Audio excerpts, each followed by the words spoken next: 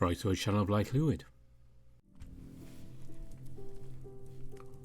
Welcome to Build 2 of Sanctuary.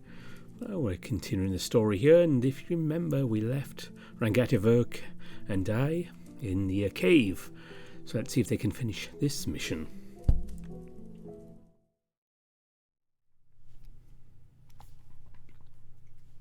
The morning quietly arrives. You were decently rested. The temperature and atmosphere was bearable. Your cheap bedroll couldn't cushion the rocks of the forest floor. My back hurts. You crawl out of bed and do some stretches that also double as a warm-up for upcoming activities. As you do so, a massive silhouette rises behind the tent's fabrics. One that belongs to Rangativurk, as his hand lifts away the small tent opening. His knees are slightly bent, his upper body is hunched over his head to fit underneath. 1 second you're impressed by his sheer size and wide frame, but a moment after you're annoyed at his complete disregard for your privacy. Hey, wake up!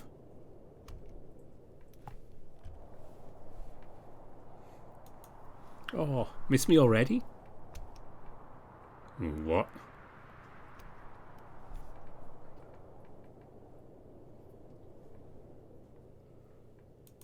Nothing. Do you need something? Rangativurk eyes you with suspicion, but soon returns on topic. I've received something that warrants your attention. Rangativurk then reveals a piece of parchment, neatly folded with words written on the cover. The high quality of the paper is instantly recognizable as you handle it. It's also vaguely glowing, evident in the dark camp shrouded from the morning light. I've read it already, and you should too. You nod and unfold the content upon your eyes. To the talented Prince Noble and Fellow of the Adventurers Guild, Sir Rangativurk, Sven of the Guild Receptionist sends his regards. We ought to inform you that while you are likely occupied with your guild-given task, the Guildmaster of Arust, honoured Zalthorian himself, wishes to make your acquaintance and meet in most private. Our warden has not stated his goal for this exchange, which should be benign in nature. Therefore you should return to the Guild and fulfil his interest in a timely manner. As you do, deliver this note to the Chief Secretary on the 3rd floor for your unhindered passage. Farewell. Sven. Somehow I have the gut feeling that this is written by that owl at the Guild. It appears to be real, shiny paper and all. Indeed. It took him just a day or two to grow suspicious of me. How efficient. Well, I did expect interference from some authority. Being questioned by the leader of the Guild is quite the privilege. But not even the sender of this letter knows what this Zalthorian wants. This could be dangerous for all that we know, so let your guard down. Only the fearful and cowardly shy away from opportunities. I doubt this Guildmaster means ill. Speaking of, would you happen to have heard of him? Maybe in passing once or twice, or in a newspaper. I'm not nearly involved enough with the higher dealings of the Guild to have met him personally, but I recall him to be an avian of some kind. I see. Well, in the worst-case scenario, he might see me as a specimen to be studied, and that is a risk I'm willing to take. It's such an arrogant invitation you can't decline. His influence and connections are far too great to ignore, so you have no choice. It does not sound urgent, however, so shall not abandon our all-gathering quest. Yeah, otherwise we'd be wasting 4 days travelling to and fro. With you two agreed on the next course of action, Rangativurk disappears from view to gather his belongings. You soon join him, and together you two delve deeper into the cave, with the prince holding up a torch. On the way you can spot old supported beams that prevent this entrance from collapsing. There is no doubt this cave is regularly harvested, but its natural beauty is largely untainted. As you two traverse the tunnel, the passage expands and heightens. The echo from your footsteps intensifies as the cave grows more spacious. Finally, as the ceiling of the cavern grows beyond the illumination of the fire, uneven surfaces of differently aged rocks come into view, and hanging from the edge of them are some crystals that perfectly match the provided description. The quiet sound of flowing water and the chittering of some unknown animals make for a serene atmosphere. The strange smell you detected from the entrance is more intense, but it's not long until your brain adjusts to ignore it. What is left is an environment of otherworldly beauty. How charming. The ethereal quality of this cave is undeniable, but let us focus on our duty. The crystals we seek grow high on the cave's walls, so I'd attempt to seize them with my vines. Your job is to simply hold a torch and alert me of any danger. Got it. Focus on progression as per usual. Rangativok is quick to assign you a role in this operation. Likely just to make you feel involved, but it's the thought that matters. He then channels magic with his staff once again, and a thick vine materializes in his other empty hand. With you holding the source of light that illuminates the cavern, the prince throws the heavy vine with all his force toward it. After a few tries, it finally wraps around the mineral. As he channels even more energy into the vine, you can spot growths occurring at the point where the vine hangs over the crystal. Additional smaller vines develop around the crystal, forming a green web over the object. After a powerful yank, the crystal snaps off the ceiling and falls along the vines, into Rangativok's hands. He turns to you. His face wears a slight smug grin as the reflective crystal shines in his hand, but his breathing is slightly agitated. Furthermore, your task will also be to keep these harvests in your bag. You place the piece of mineral in your bag as he hands it to you. This is still an insubstantial task, but at least it lets you watch Rangativok work in the name of ensuring safety. That eventually absorbs all of your attention. Bulging arm and back muscles are shown underneath his cape from this angle. His quiet groans are echoing in the empty air. My eyes and ears are blessed. Eventually noticing your gaze at his body, Rangativok pauses. Focus. Don't wish for this brutish, unornamented place to be my tomb.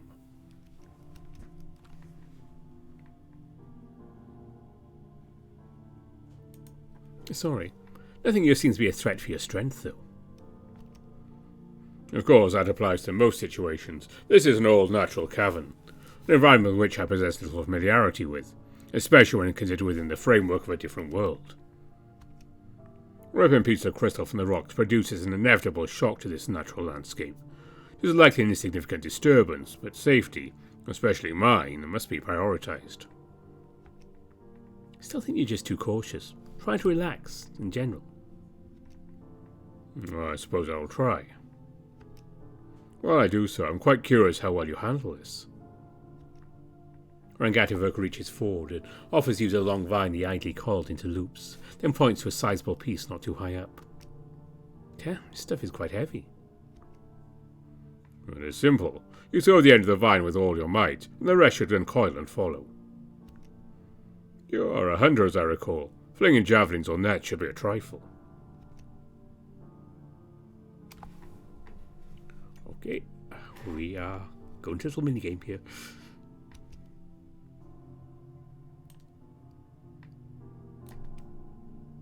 As you hurl in the right direction, the vine flies through the air and sits between the crystal and the cave walls. You see Rangativok raising his staff, and the same growth occurs around the crystal. Now pull with force and sharpness. You do so, and the mineral snaps off the cave ceiling along with an ominous crack from the cave walls. The precious crystal drops, but its lightness and the cushion of the plant leave it mostly pristine after it lands a few feet in front of you. Looking back up, the cavern still seems stable, but that sound was haunting. Rangativok walks over and picks the piece up. You hand him the bag to put it into. That wasn't the worst. And can you attempt that one instead? That one should pose a greater challenge. Right.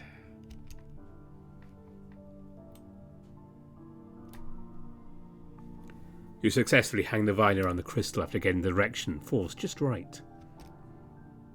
Rangativok feeds magic into the vine once more. You cooperate with a powerful yank. This piece of crystal. This one is heavier, but you grew closer to the ceiling. Mysteries of geology. Oh, decent. Go on, let me see the extent of your past basic training.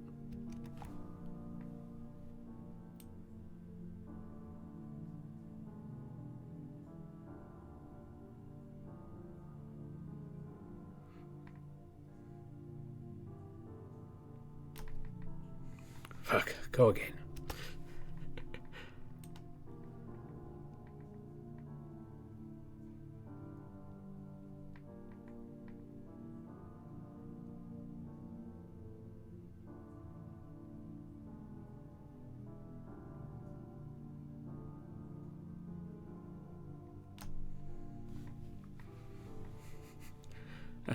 have 3. Just one more chance.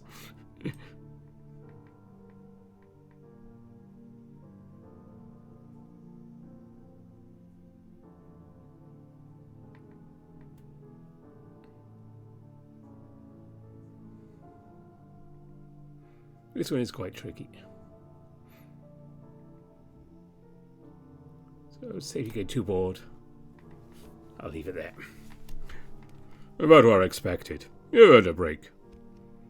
You hand the vine back to Rangativok. As you do, the weight is lifted off his shoulders. Your arms feel tired. He shines a grin at you before moving to another region with more new targets.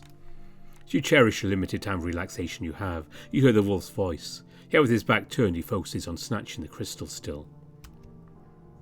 I told much of my past to you. I believe it is common courtesy to return the favour. I trust you do not mind.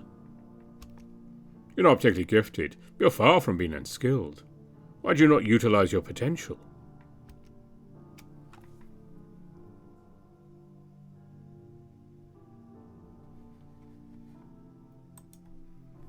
You recount your days of poverty in your home village, and a lack of resources stunted your growth as a hunter. That is fair, I suppose. Nor can I judge you for living your own life for all it's worth. In truth, I give no concern to your previous achievements or lack thereof. I met you in an event that transcended our roles, and hence I judge you differently than all others in your past until now. You give him a nod, confirm you're paying him attention. You, amongst most others I have met, behave in such indecency that would conventionally warrant a beheading, but I adapt and tolerate it, for none of you know better. Similarly, I have no negative remarks regarding your less than flourishing past, as that is nigh irrelevant to me. So, I only ask you to behave true to yourself. Say what must be said, do what must be done, and so will I. That is the utmost important aspect in our bond for me, to have such freedoms and transparency.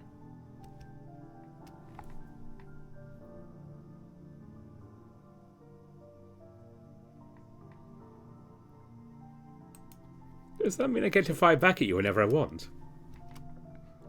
Must you challenge my authority at every given opportunity? Don't see if that is a problem, unless you're afraid. Such bold claims inspire more annoyance than cowardice in me. Of course, you may try to find fault in me who have no regard for your image. With a grunt, he turns to face you with the vine in hand, intending to pass it to you once more. Your turn. You take the vine cord and continue the endeavour. The two of you continue the talk with some topics that are more spontaneous. Brief exchange of unimportant knowledge to make the tedious harvest more pleasant. At the end, after the expenditure of multiple torches, Rangativok lifts the bag full of crystals off the ground with one arm. The shimmering contents are making the whole bag emanate a gentle glow, much like a minuscule lantern. Perfect. I think we got carried away a little. That's a lot. This quantity leaves no room for error. It is finally done with. And now just the repetition was tiring me out. Another 2 days of boring travel awaits. At least you're slightly less of a headache to deal with now. The feeling is mutual. Take a short rest if you need, then we'll move. You do so, quickly recovering from the harvest. All of this didn't feel too awful. Still, his attitude isn't getting much better. And now we're travelling back to talk to the Guildmaster. This is going to be fine.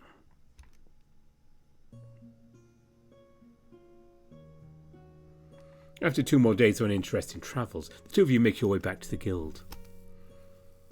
As the minerals are handed in, the guild rewards your effort with a pouch of gold, which is then split equally between you and Ran. With that settled, you look at Rangativok, who also gazes back at you. The meeting with the Guildmaster is next in your order of business. He produces the shiny parchment once more and gives it a quick skim. 3rd floor and find the Chief Secretary for passage. As simple as that. It looks like it. Very well. Is it possible for me to ask you a favour, Dai? Let me guess. It is related to who is doing the talking. Indeed. I trust you have noticed my difficulties conversing rationally with most others. I do not wish to strike an inferior bargain with this supposedly famed Guildmaster as well. Therefore... You're not asking me to handle the whole meeting on my own, right? Of course not. But I wish for your contribution in the form of important follow-up questions. You can handle that. I'll be your second pair of ears in case this Arthurian tries to scam you. Please, refrain from using that kind of unpolished language when we meet him. Well, anything else you want to say before we go? With respect to the time constraints implied by the letter, none that I can think of. That being said, I would have commissioned you a tailored and handcrafted... Pause. Your pecs are bearing out there, abs as well. Then you tie a lower back too. You really want to speak on formal clothing? I imagine mine can be excused as a foreign dressing style. Truthfully, all the clothings I have been exposed to thus far are jejune and utterly unappealing to my tastes. The same cannot be said for you, who likely grew up on this soil, so you're expected to dress for the occasion. Even my common adventurer's outfit looks more standard and professional when I'm standing beside you. Rangativok raises a brow your not-so-subtle jab, but otherwise takes it without a response. Are you fit to proceed? Let's move. He gives you the letter just after another quick skim. You hold on to it. The shiny parchment makes you two stand out from the surrounding adventurers as important individuals. Following the description, you traverse upstairs. Each subsequent floor is less crowded and noisy than the one beneath. At the second floor, the usual familiar activity is nowhere to be found, as are the large open rooms and corridors. Still equally glamorously decorated, the rooms are mostly locked. You can imagine these rooms host important archives, antiques, fancy crafting stations or other assets. Guards are present, they fortunately ignore you, thanks to the glowing letter in your hand. That also tells you you're on the right track, giving you the assurance to climb further upstairs. On the third floor, the rooms now mostly serve administrative purposes, as you can see offices and council rooms, separated by departments. Rooms for other important figures like the Vice Guildmaster and head officers are also here. But you follow the nameplates to find the Chief Secretary's room.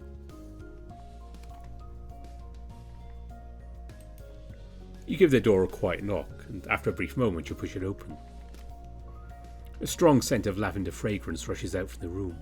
Inside lies a mundane desk coupled with two boards on both sides, everything else orderly arranged in almost perfect symmetry. Behind the desk is a young lean cat, dressed in a uniform closely fitted to his slim frame. He focuses on the cursive he's writing, knowing if the very last sentence is finished as they stop and take a look at the intruders. To your surprise, he gives you just one glimpse, before flipping the page and continuing his writing. Perhaps one look was enough for him to register everything, or perhaps he doesn't care. Are your findings Arthurian if the letter is bringing you to me? Yes. Leave the letter in the box to your left. You do so. He uses his left hand to click on a button as you squint. Head to the fourth floor, close the door. Oh. He is immediately available. Does this Guildmaster not have a tight schedule? He has to attend the Magnum Concilium in Gathiloria with the other Guildmasters in a week, and so his schedule is cleared. As the warden himself, you have more questions? Get out. Euron and Gathivoke make eye contact and agree that it's best to heed his advice and leave the office. Rangativok closes the door gently, then begins to walk toward the fourth floor. Well, let's hope the Guildmaster isn't as much as a headache. Hopefully. Yeah, if you're wondering, no, I can't recall any facts of the Guildmaster to help you. I don't suppose I can blame you, but at least we'll face him together. Remember to question him as needed. It should be in your best interest this meeting go as propitious as possible. You nod to that reminder. The chatter ends as you two get to the fourth floor. Unlike the previous floors, you're greeted by an enormous pair of arched doors instead of seeing an open space, with elaborate and ornamental iron straps and rosettes visible on it. As Arthurian's office isn't on the fourth floor, this chamber is the fourth floor. As if knowing the guests are here, you hear a sound from the latchless doors. Yeah, come in. That is a bright voice. You look over to Ran and make a subtle gesture to him. He is, after all, the person the Guildmaster wanted to see. The wolf then proceeds to push open the doors.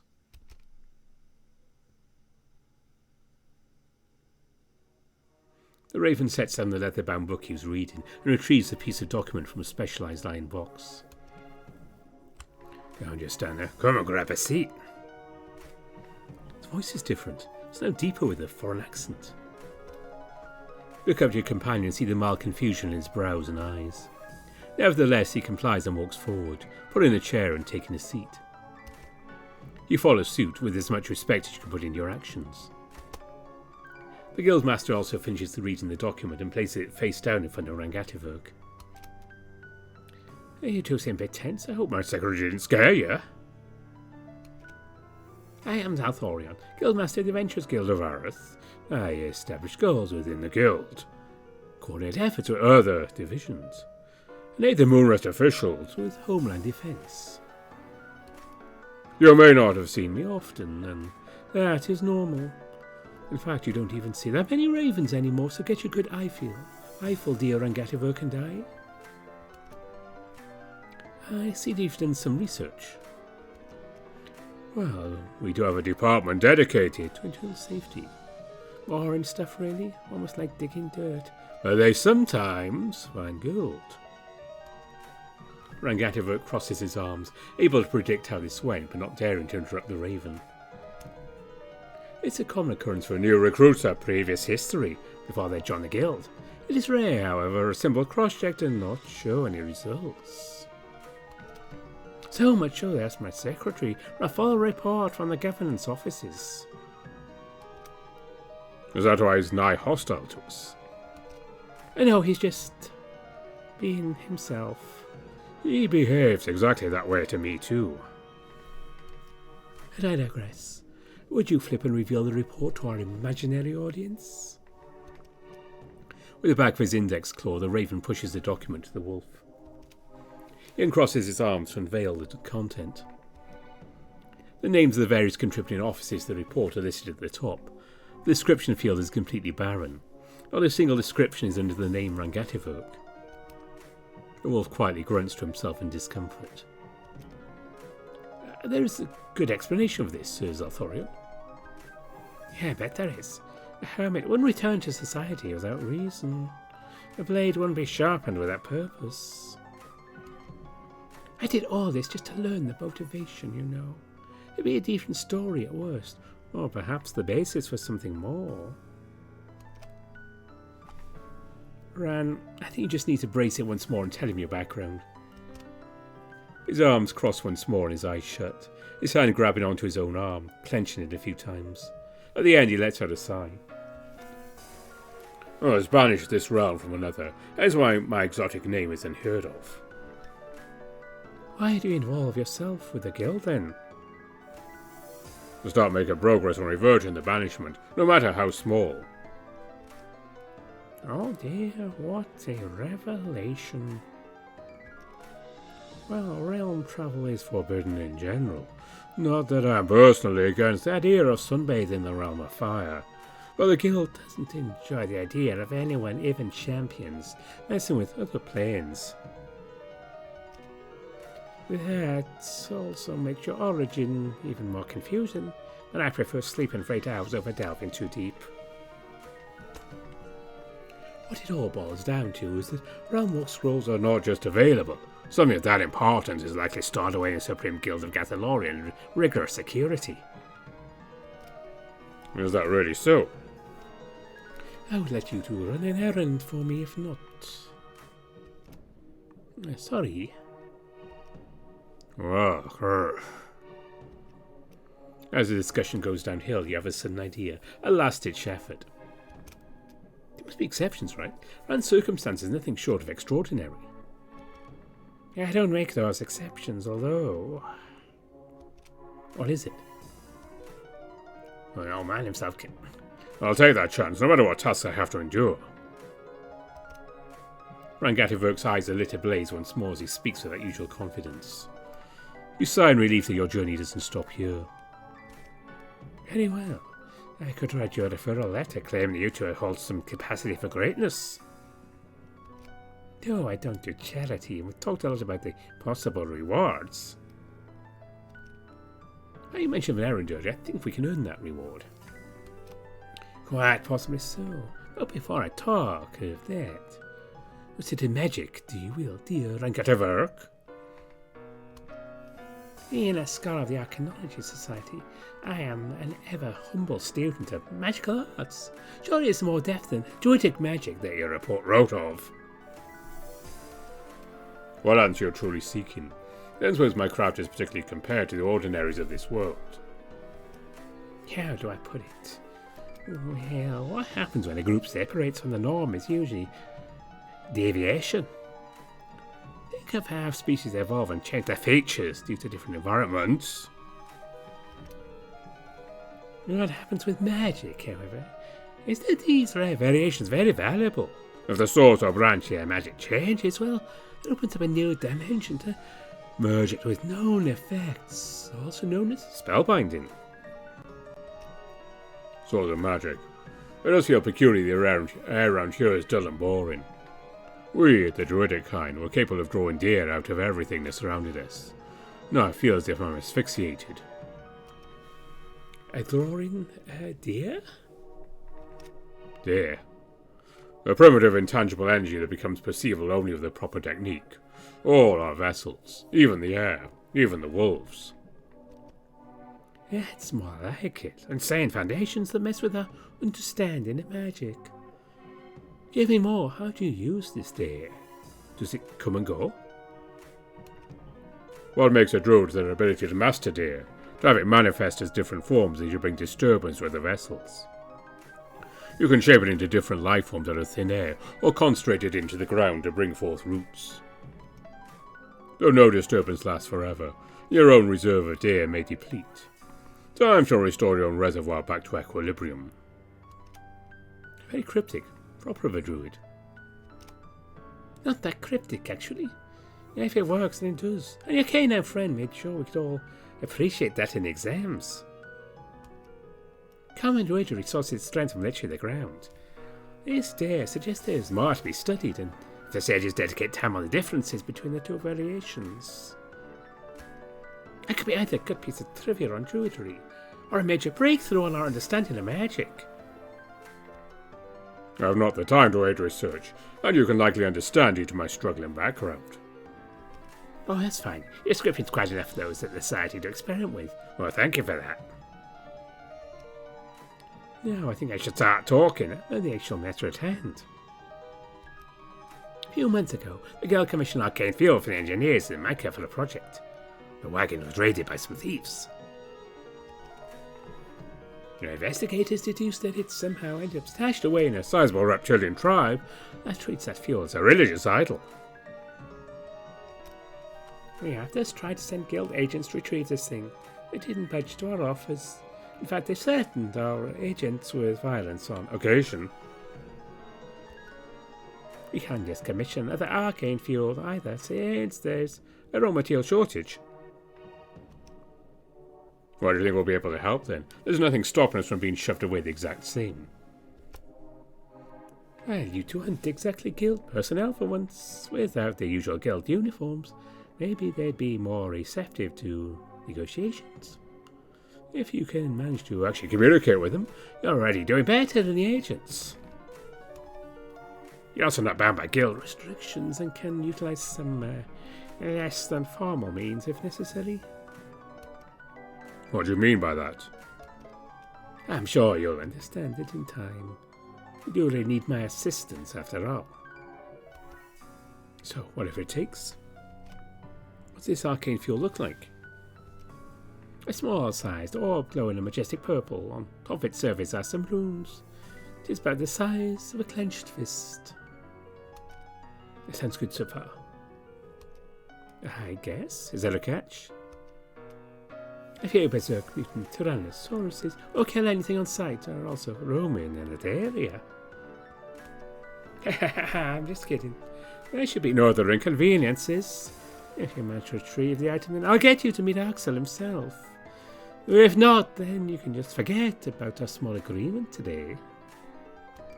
In fact, give me a moment. So Thorian walks away, disappears behind the door and returns with the pouch he places onto the desk near you both. You can have this to cover your expenses and whatnot, just as a gesture, goodwill and reassurance that my sights are set purely on the arcane fuel. What unfortunate trauma you've gone through, I will not question. Rangativok unties the coin pouch. Small quantity of platinum coins shine from within. Right. He also pulls out 2 copies of the map of Atus, with a marked spot amid the forests in the east. Between Moonrest and the spot is a hand-carved path of least resistance. Get to a stable and it's a horsage. Go from the west entrance of Moonrest and head west-northwest. Here. Is it reasonable to have the deadline set in 5 days? Why is there such a tight crime restriction on this? The road's been lost for months according to your own words. Multiple parties are involved in this project, including a few high officers of Moonrest and 2 mayors of the affected towns. I can't blame some of them for wanting to pull the trigger and stop the bleeding. In fact, that is an item in the agenda of the Magnum Concilium. You have nothing to show that the Guildmasters have no argument against voiding the plan. Rangativok nods. His eyes are closed in contemplation. He can't tell what he makes of this ordeal. Well, it's settled then. The year 2 have any questions? Your wolf companion then subtly looks to you.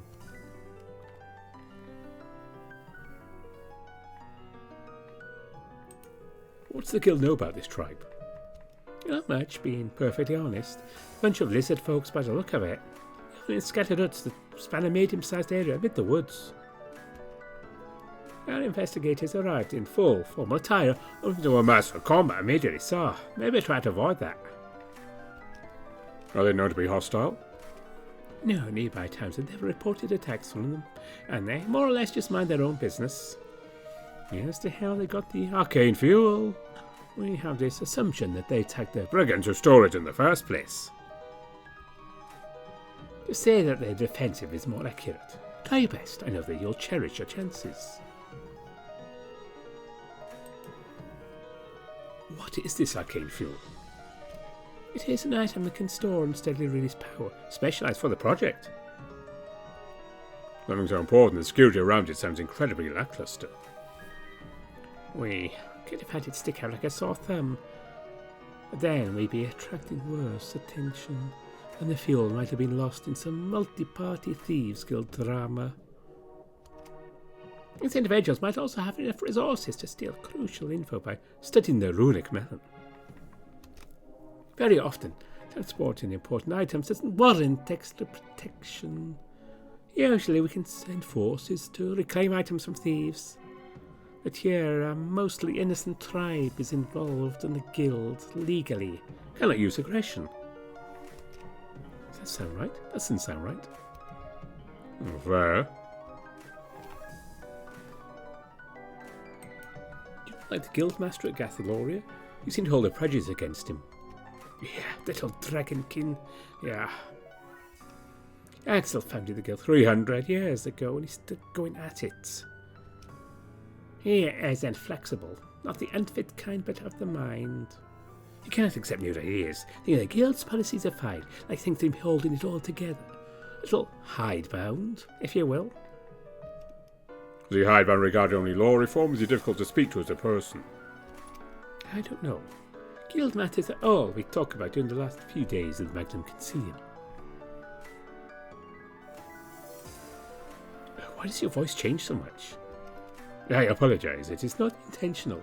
I don't suppose you know many ravens, do you? Vocal cords are very unique. Most ravens can perfectly mimic the cadence and tone of others. They have no voice of their own. And what of your own? I had the pleasure to be given a special treatment by a researcher, Asterisk. He found and paid numerous individuals of range in age, species, and accents. Had them read out words from a dictionary, combined with some medicine. Ta-da! It is still an impractical solution for most ravens, though. The labour price is very high. The procedure took months. Have I still shifts? I think we've gotten everything we need already. Have you some final questions, Rangativok? You believe they'll retrieve all essential information, then we should conclude this meeting and start the hunt. Excellent. Thorin gets up from his chair, and so do you two. With a pleased expression, he extends a hand to Rangativok for a handshake, then to you. You shake his hand firmly. You've actually done it. Remember, within 5 days. We'll start planning right away. With a new objective in mind, you two turn and step away from the Guildmaster's office for a more private discussion just outside. You have done well. What do you think about this mission? Beats gathering crystals for that boring cave at the very least. I'm not particularly confident given the vague descriptions of this tribe. The risk is also unimaginable. We do have to surmount these obstacles somehow. If the agents sent by the guild have failed, we have to think of another way in.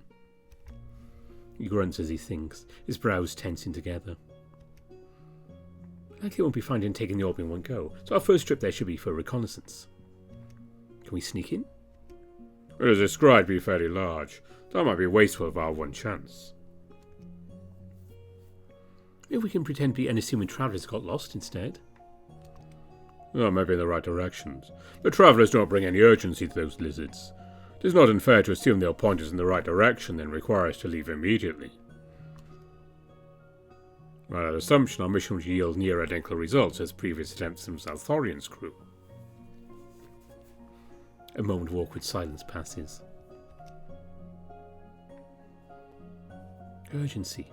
I can't think of one thing, but are we willing to do anything for that one opportunity? I'm afraid so. The formulation of the actual execution will depend entirely on the insights we obtain. Tribesmen, especially those larger tribes, regularly use hunting traps. When something heavy enough steps on the pressure plate, the metal ring snaps shut and immobilizes the prey. So, what if I accidentally stepped on one? They'd be obliged to treat me then. Rangativok looks at you, speechless and awestruck. The implications are wild. Even the calculating wolf took a moment to think thoroughly. No, that can't do. Restorative magic... It can work. Just don't heal it and we are done. Before the stable tavern job, I hunted everywhere for rare game. At some point I had my foot trapped in a small trap. Hurt like hell, but my leg is still intact. If it is for an important cause and also the best option we've got, I will tolerate it once more.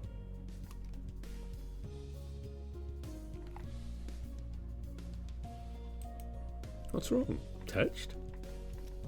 The wolf squints at your face with a difficult expression, while closing his eyes altogether. His hand is lifted to cover his face and to also rub his temples. There's more to your fortitude than what meets the eye. I am truly, truly ashamed to have you suffer such fate following me. Seeing you regret like this might just be a good enough consolation. You let out a sigh, partly out of a tiredness you have doomed yourself to a future pain, partly out of relief that your pain is also felt by the prince. In just a moment, Rangativok seems to assume his normal self once more. Without sacrificing the believability of your injury, I'll try to minimize the pain you'll experience. You nod. Start looking at what we need then. How much is in that pouch he gave us? Well, speaking of that, I have no experience with this type of coin, but I noticed that impressed look on your face when he handed it to us, and chose not to inquire. Those are platinum coins. When you start using those over gold coins, you've made it in life. One's equivalent to 10 gold pieces. That pouch alone can afford us everything we need. Rangativok proceeds to toss the pouch to you. You shall keep it and use it to cover our expenses. You may pocket all that's left by the end. Neat. You transfer the platinum coins into your coin pouch. With that, you proceed downstairs to leave the guild building.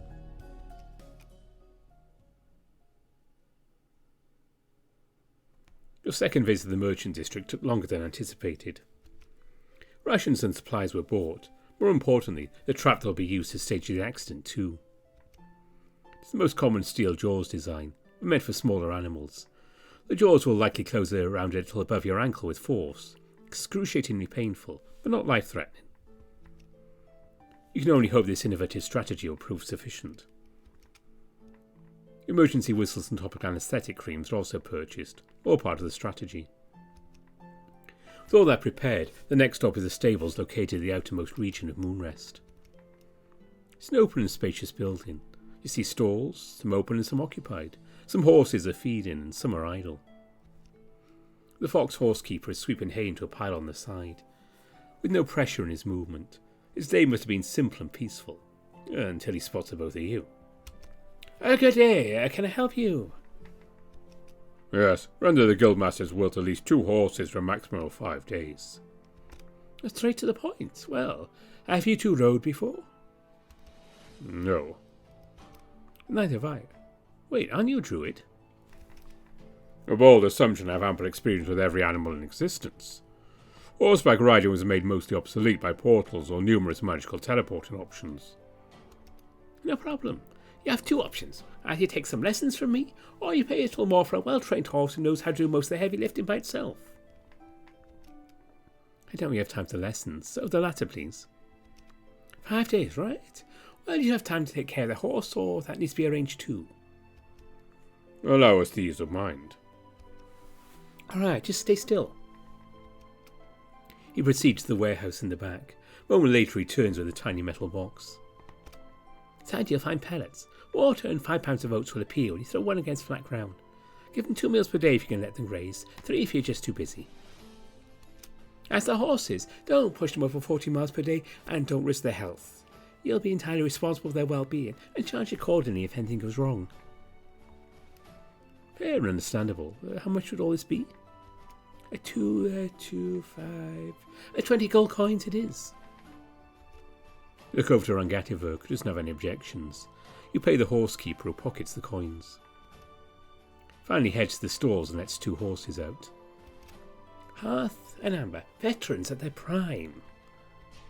They're trained well enough they don't kick, but mind a short 12-minute lesson on the very basics? Let's ensure you can at least hop on them properly. The lesson developed into a 3-hour-long session. The horsekeeper continued on and on with a very evident passion on the matter. At long last, you 2 are finally approved at the west entrance.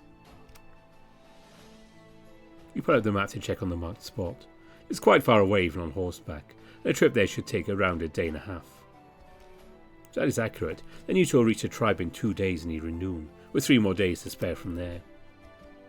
Conservatively, you only have 1 day to spend in the tribe. Only now it clicks to you that the time pressure is quite massive. Under such time restraints, you have this tiniest doubt the Guildmaster did not intend you to solve this diplomatically, but you cannot form anything but speculation right now.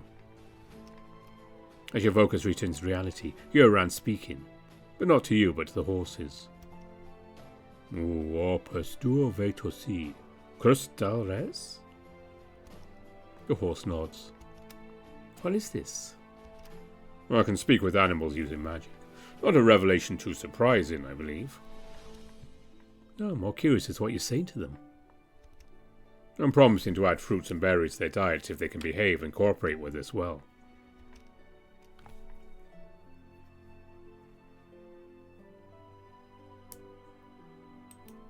That is a great idea.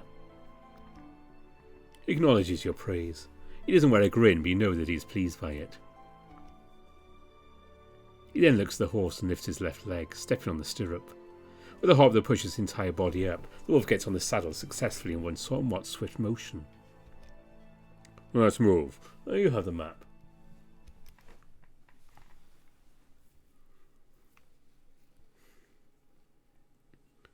A day and a half later, following the compass and the vague features of the map, you settle down not too far away from the tribe. You look through your binoculars and sure enough you can spot signs of the tribe's presence. As Rangativok speaks to the animals again, the 2 horses are allowed to graze, and you 2 find shelter underneath the shade of a big tree. Keeping his promise with the horses, he searches around to find harvests, and returns soon after the temporary camp you have made. The prince then sits down next to you and retrieves a small jar of cream from the bag. Well, guess we're actually doing it. You don't seem fearful. I feel more dread than fear. As if knowing a meteor will strike tomorrow, but there's nothing to do about it. Left leg all right? What if a meteor strike or an alien invasion is a better world-ending scenario? It makes a difference you play sports or preferred leg for whatever reason. Begins to rub the cream all over your right ankle. I myself prefer more artistic and sophisticated hobbies, such as chess. Chess, huh? I know the rules and some openings, but that's all. Not really worth the time investment when nearly no one is into it around here. So, what other hobby have you got? Well, drinking? That does not count. None then. I have tried learning an instrument, but that didn't work out. That is due to you having little time between tasks to practice, correct? You nod. I'm not the perfect candidate to preach this to you, given the ample leisurely time I had. Whatever idealistic hobby you're wishing for does not exist. Of course I know that. I don't know. Maybe I would have done something more productive with my time if I had friends with similar schedules. Well, I could teach you chess or druidry if you have the heart to learn. Why? I feel like your attitude and such make you a bad teacher.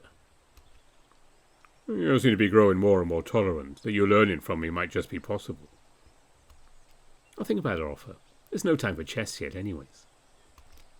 Speaking of which, look at your right leg. You press onto your ankle and it feels numb. While Rangativert casually brought your attention away, the cream was allowed time to become effective. You ready? Yep. The trap is then brought out from the bag onto the ground. He locks the spring mechanism and pushes the jaws wide open. Then the pressure plate is set in place. This is surreal, even if I suggested it. Can you reassure me, somehow? He gets up and sits awkwardly right behind you. You can feel his neck fluff behind your head, the entirety of his chest pressed up against your back. His arm wraps across your body and pulls you in, forcing you to relax and lean back into his warm fur. His hips then also squeeze lightly against your sides, further locking you into his warmth. Despite all that comfort, you can also feel his heart is pounding hard. Close your eyes and pretend this is just a needle. Nothing shall go wrong, for that I am here. You do so and take deep breaths. You lift your numb leg, taking a glimpse to make sure your leg is positioned correctly with the trap. You shut your eyes close and clench your teeth. Ah! The sharp metal teeth pierce into your flesh. Despite the anesthesia and adrenaline, the intense shock compensates the lack of actual perceived pain. Instinctively, you want it off immediately. You think that the jaws are closing further, and your foot feels almost dangling from the numbness. It's all in your head, and it feels so real. The other wolf is still hugging you tight, however, with his hand firmly placed onto your chest. That reminds you of the faith you have in Rangativert, and between a panic attack and calmness, your body gradually chooses the latter. Are you stable? You fail to give him a proper response as your mind is still in a frenzy, not to mention the muted discomfort from your leg. He takes note of this and shifts his posture a little towards your side. Mind your breathing, and worry not. Judging by the look, the punctures are not remotely close to the bones. He says as he lifts your entire body up with a groan, then begins walking toward the tribe. As you two approach close to the tribe, the prince began yelling for help. The distant lizard folks at the entrance noticed this, but did not approach until you two were sufficiently close. They seemed very confused at the sight of you being in Rangativert's arms, even more with your messed up leg. My companion got ambushed by this unused trap discarded in the forests. Is this your tribe's doing? How is this possible? The two discuss quietly and come to a consensus. One of them walks you two to a hut, the other disappears from view, likely to inform the others. In the hut, Rangativert lays you onto a primitive bed, pieces of hide placed on top of a wooden bed frame. You make the effort to groan and wince in simulated pain, making it all seem more real. With a frown on their face, the only lizard men on duty here looks at the wounds in the trap mechanism. This one new recent trap, and style is odd. Please just treat him. We don't hope to get any compensation, only for his leg to be fine. The lizard looks at the wound for the moment before, to your surprise, touching the metal jaw and pressing it slightly. It barely hurts thanks to the anaesthesia. You give him your best impression of a wounded man. Ha! Quit that immediately. It is real then. I must follow to ensure you don't administer him anything sinister. Come then, so much noise. The two then proceed outside the hut. At the same time, a few more lizard folks enter the hut. So scantily dressed. Better than the barbaric tribe, I fear. Unlike the practitioner, lizard folks merely stand still, eyeing your wounds without doing much. It appears their sentries prevent you from doing anything funny. And fortunately for them, your goal is nothing to learn from these tribe members, turn them into their confidants. To play my cards and plan my words carefully. How's the day so far? Yeah, not too bad. Strange is that you appear efficacious. You aren't terribly canoid as you. I can barely understand him. How come? Some foolishly trespass on purpose. Some offer trades and keels. Truck fellas not growing parakeets and step in traps. I've seen worse. This one's really well hidden. There are any warning signs for humanoids around. Maybe some hunter fucked up. I'm glad that you two got bitten, not them. Yeah, where are you from? Moonrest. And it's far away, no? I'm a travelling huntsman. I walk around everywhere in search of rare hunts. Next time you should read the map more carefully. Every tribe is welcome in its cause. I don't feel too welcome so far. I should get caught alive. Get out a dark chuckle. And said he's saying if you stumble over the Draculasoons. They don't know how to sell savage, but they'll instill that concept in you. You guys know him well? Turkish, but work not. Bunch of idiots, cannot read. I should have been criminal god and the whole tribe become brain dead. Who could have guessed? Sensing an opportunity, you digress from the topic a little. I'd love to know, who do you people worship? Who else but the scaled god of survival? Sixarchus. Scale fish, no, scale god. Great, that slipped out of him without any suspicion raised. Survival, to be powerful and make wise decisions. You take a guess based on their physique and their disdain for the tribe, earning a nod from the lighter lizard folk. Leaders pray that eventually triumph over clans where equal cards of strategy and bronze. Don't you agree? Of course, I'd love to help you people, but I doubt outsiders are allowed here. Yeah, the leaders don't enjoy those who are not camely. It could just be brothers. They are not to argue with, though. No thanks. You're stopping at tribe mates? I would bond days with him. Look at him just lying there being called enticing. You awkwardly laugh. Not defending myself there. I'd have the pleasure of being watched by you two, though. I could possibly do any harm in this state. No, either, clearly. The leaders have gotten a little more paranoid, if I'd be honest. Well, I know why. Aye, you didn't even tell me that. Yeah. If I did, you're going to say I'm bragging. Fine, finish what you say. The king in search of treasure and literally demanded because her hand gets into them. That's all, actually. That's literally nothing. Now you're showing off on the random selection of tool hole months ago. Oh, don't you love it I brag? They're getting too comfortable and digressing too much. Those people must have ill intentions then. Guessing they left empty-handed, yes? Yeah. Even if they really decide that the symbol and brains can find how truth is. Right under the nose, literally. Is the orb underneath us? Or is it hidden in plain sight? I can't push any further. I look suspicious as hell. Sounds like you all have it figured out already, that's good. Yeah, bet yes we do. Also. The hut's entrance opens up, and enters the previous medic. This hand a mortar and pestle with various types of herbs in it waiting to be ground up. The two lizards tense up and shut up. Like to do some sort of hierarchy at play here. Then comes the Wolf Prince with, still, his stern expression and demeanour. He suddenly makes eye contact and gives you a nod as your gazes meet. The others may interpret this type of greeting. This has assured you that you learned something useful. You nod in response, conveying the same back at him. After the briefest confirmation, the act continues. The practitioner sits down on a small wooden stool and begins grinding all the ingredients over the mortar resting on his thighs. The sound of stone grinding against rock gradually becomes more moist as the leaves release their juices, filling up the gap between the utensils with the green, murky paste. As the paste gets more viscous than dry, he scoops it over the spoon and sets the tools aside. Now sitting beside your legs on the edge of the bed, he applies the cold paste on the entire affected site. Ah! If you feel nothing but a gradual chill on your numbed leg, you pretend that it still hurts. You're quite pain tolerant. Ah! Quit staring at me, you two. You two obnoxious wolf. I don't compete myself.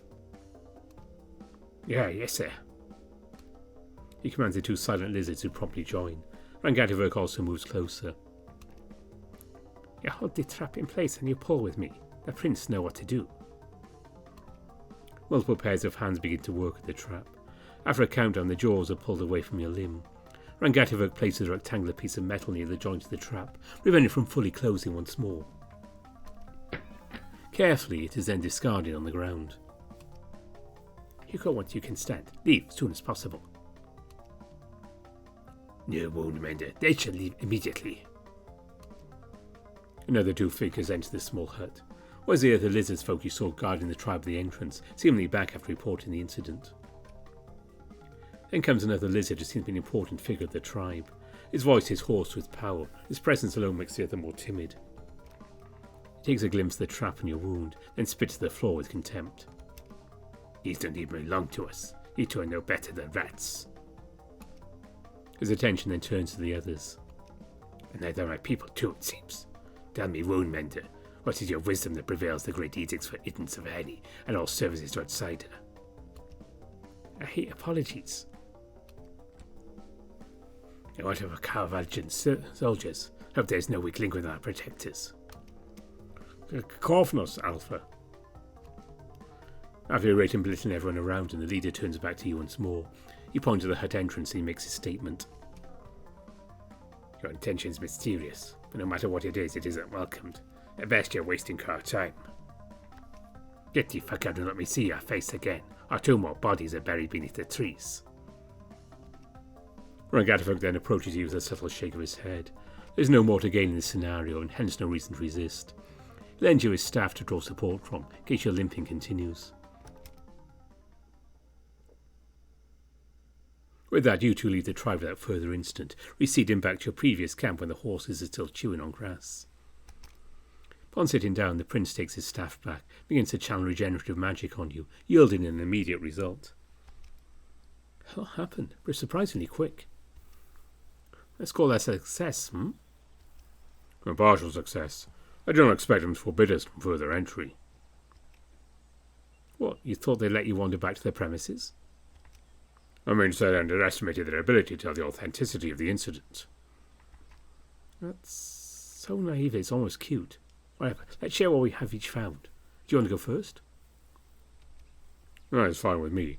As I departed from the hut and followed the medic, we moved to another hut that seemingly served as a storage, guarded by two other lizards.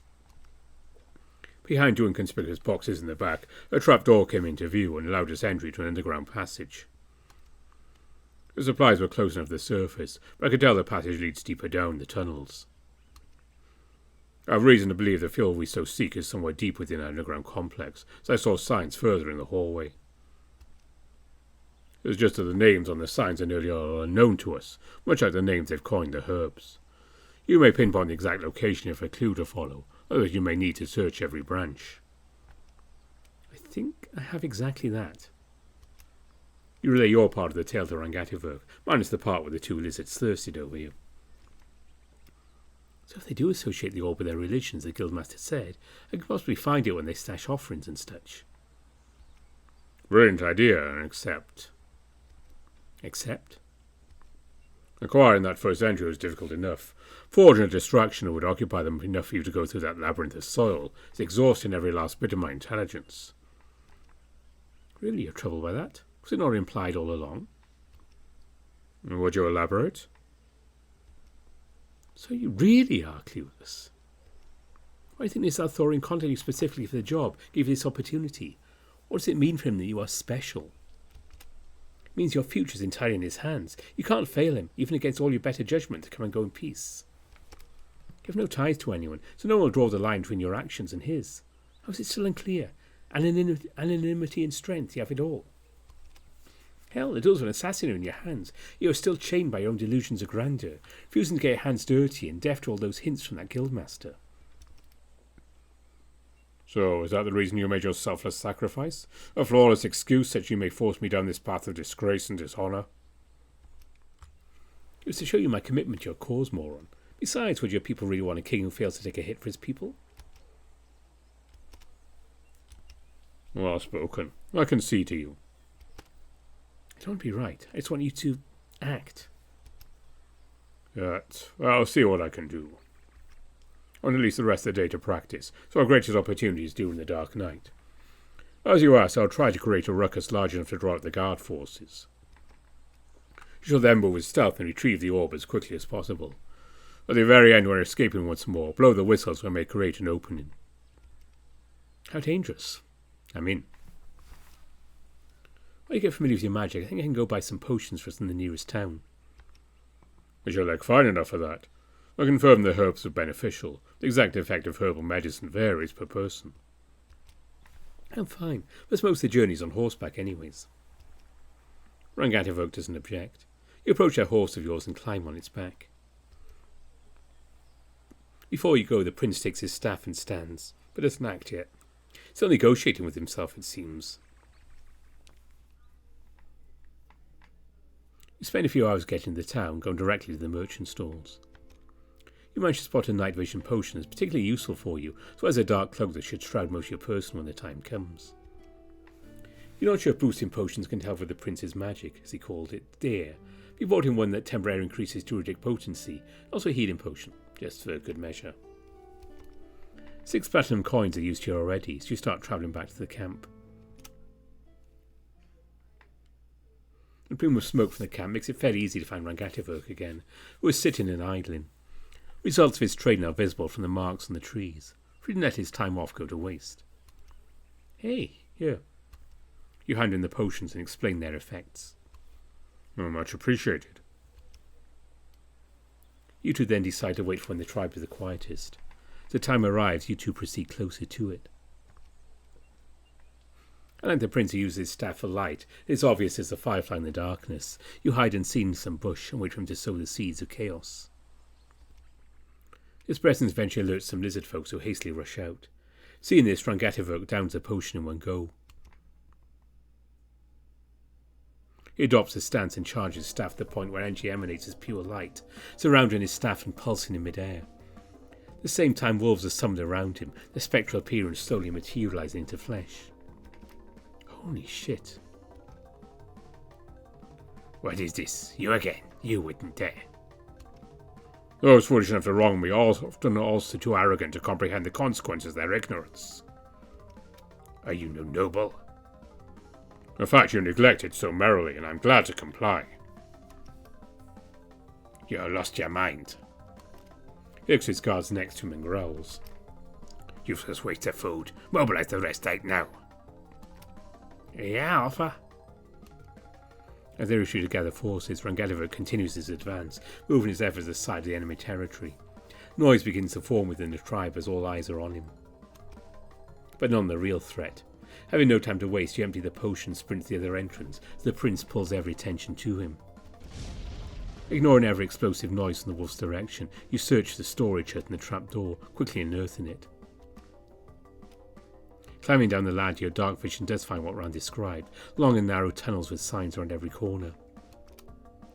There's no description of a Saurian god, so you follow your instincts and delve deeper. Eventually you do spot that particular word on the sign. It doesn't say vault nor altar, instead it reads Zexarcath's Mystic.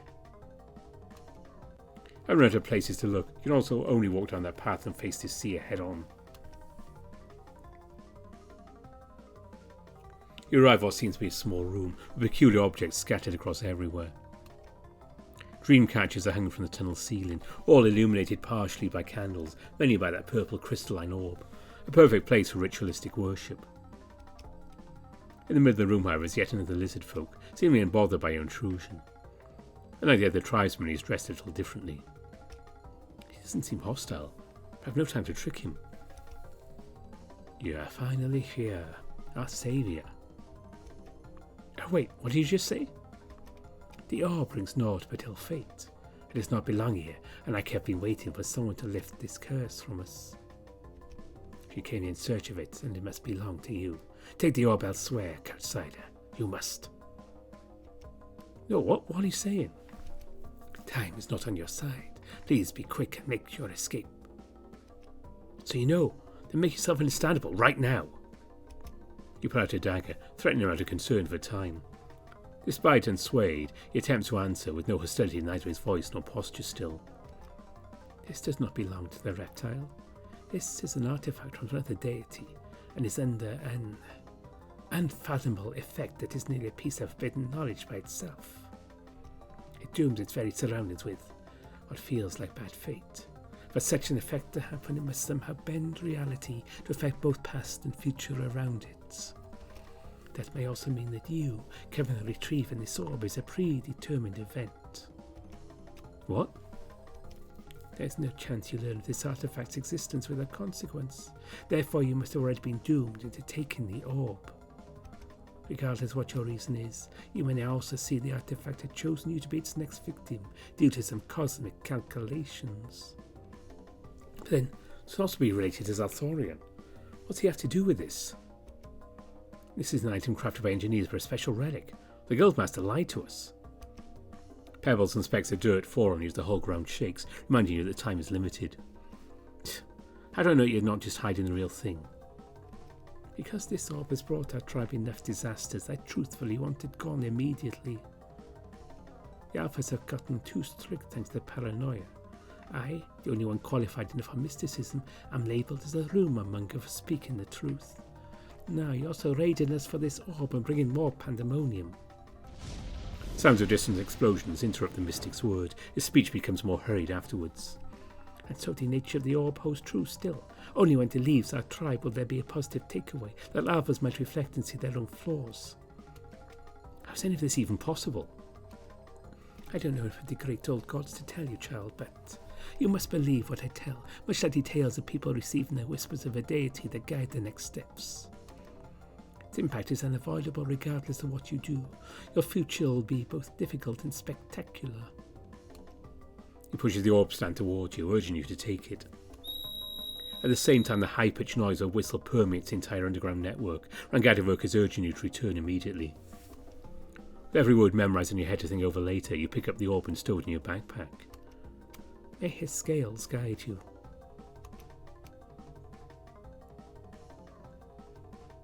You begin to sprint back to the surface, find the hut is still unguarded. In the distance a crowd has formed. The smell of smoke is pungent around the village. Near the scene under cover, you see some tribal members putting off fires that are spread in multiple huts, and some treating unconscious warriors. The front line of the conflict, some tribesmen are busy reloading their primitive longbows, while a row of soldiers bear shields against the projectiles of fire. Here's all the way back here is scorched. They put him back around. Not good, the potion's effect is running out and they're turning the tides. Recalling the prince's plan, you take and blow on the whistle. Not expecting the sound coming out from within the tribe, the soldiers freeze up in confusion and turn in your direction. Rangadivok then lets out a loud roar as he chants a last for his strength into his staff. The energy shakes the earth and propagates within the ground, while manifesting sentient roots to leap at the guards at the front. At the same time, his two injured summons also charge forth and ruin the formation of the soldiers, further in the sudden disarray that gives you a path out. You cherish your chance and dart through the opening, returning to the druid's side. As you do, the green crystalline focus of his staff loses its glow, marking the complete depletion of Rangadivok's magical stamina. The wolves and vines that restrain the guards dissipate into nothing as he pants. He is weak. Capture him. Amber! Hearth! He shouts loud and clear as you two run away, and two of the horses respond to his calls and come immediately into view, halting right beside the two of you in perfect cooperation. While the guards manage to get back on their feet, you two hastily get on the horses. Galloping away, the ablaze tribe eventually vanishes into the horizon behind you. And so you finally have time to gasp for air after such an intense escape. Good thing you talk with the horses. Don't mind them yet. Are you in good shape? Yeah. Just tired from all the running. And you? I'm unscathed. The effect your potion made me feel as I'd restored a quarter of my former glory. I overpowered the soldiers' expenditures so careless I struggled at the end. Believe that my foes are only blasted in unconsciousness, and not the afterlife, if that is a matter of your concern. Not really, but thanks. I'm quite surprised the potion worked despite your variation of magic being special. It was a pleasant surprise. There's a possibility my powers are not too alien to this world. As for me, I found the arcane fuels Althorian is looking for. Was your tone of voice announcing this excellent conclusion of our mission still more pensive than uplifting? There is more to both this orb and the Guildmaster. You lied and hid a lot of information from us that would have been buried, for the mystic's willingness to speak. Willingness. That may also mean that you coming and retrieving this orb is a predetermined event. Hells, even that might be a coincidence when it comes to this orb. Sorry, I might not be making a lot of sense right now. I need time to process what I heard before, so I can coherently relay it all to you. You've demonstrated great capacity and comprehension before. What can possibly bother you? You sigh as you think of a way to repackage what you've heard. As you do, you carefully take the orb out of your backpack. Rangatavok's focus then entirely captured by the magical sphere as it glows a majestic purple, oblivious to the ominous aura surrounding the artifact that brings a deep dread to your soul. Not obligated to, you feel neither a sense of compulsion or obsession over the orb, making it stranger than a simple cursed item. Chill runs down your back, the artifact starts to feel heavy on your thighs as the gravity situation begins to weigh down on you. You sure you want to know? I'm going to be the sole bearer of this knowledge and free you from the burden. That would not be fair. No. Enlighten me. All this from the mystic also didn't speak so well, so feel it with skepticism if you want. This orb is no arcane fuel made by people in Micah. This is a relic from an unknown god with a particular effect. Althorian wanted it, and based on the amount of lies he made to convince us, it's likely not for a good cause. Go on. The orb appears to be cursed with ill fate. It affects everything around it with calamities. The tribe suffered the moment it entered there, and now it is in our hands. Go on. Thanks to this orb determining the fate of its surroundings, we're already chosen at some point to be next carriers. If I had a guess, it was likely when we agreed to team up for your cause. Now our future is uncertain. Allow me to ask this. What do you feel about this situation?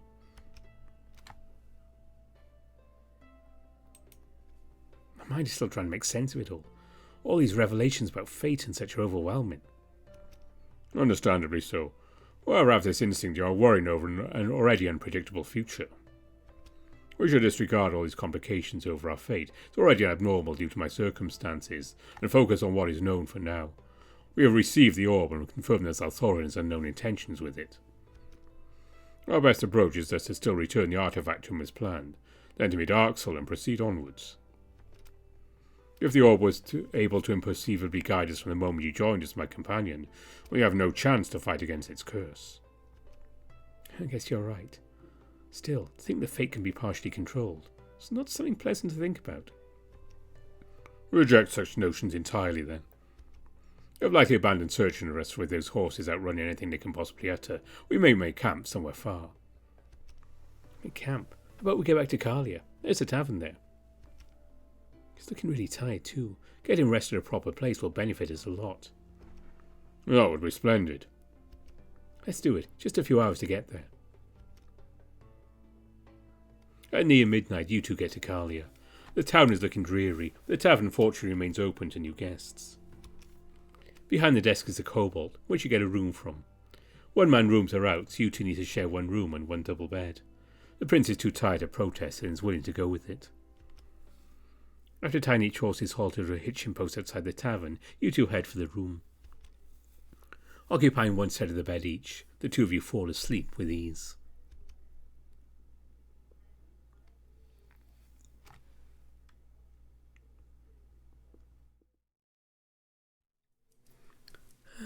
that was build 2. What is going on? What is that Guildmaster up to? Hopefully we'll start finding out in the next build, or maybe the build after. We'll see. Also coming up this month we have some more Moonfire, we have Trainwreck Part 2, and a few other things. I have to look at the schedule again, but there's more to come on the channel this year. Yes, it's now 2025. Happy New Year, by the way, everyone. And as always, I want to say thank you to all my donors on Ko-fi and Patreon, and my top patrons are Lark Huskerton, Greyloff, Coob, Addy Bear, Wolfers Need Coffee, Ara Amaterasu, Tiger Cub, Samuto, Spiderling, Rafu, Omar, Andy Peng, Aaron Fox, Bastian, Vieka, Ryan Hall, Cobus Visser, Dissonance, Exact, Grizz, Harvest Mouse Productions, Ida Corval, Evan King, Kartek, Matt Kenya, and Mario Cervantes. Well, thanks to all of you. And yes, there will be something next weekend. I haven't got as much done over this break as I'd hoped to. And there we go. There'll be regular weekly updates, hopefully coming through January, and eventually we might get into some more videos. So maybe an extra couple of months. We'll see how things go. But thanks for watching. Till next time. Bye for now.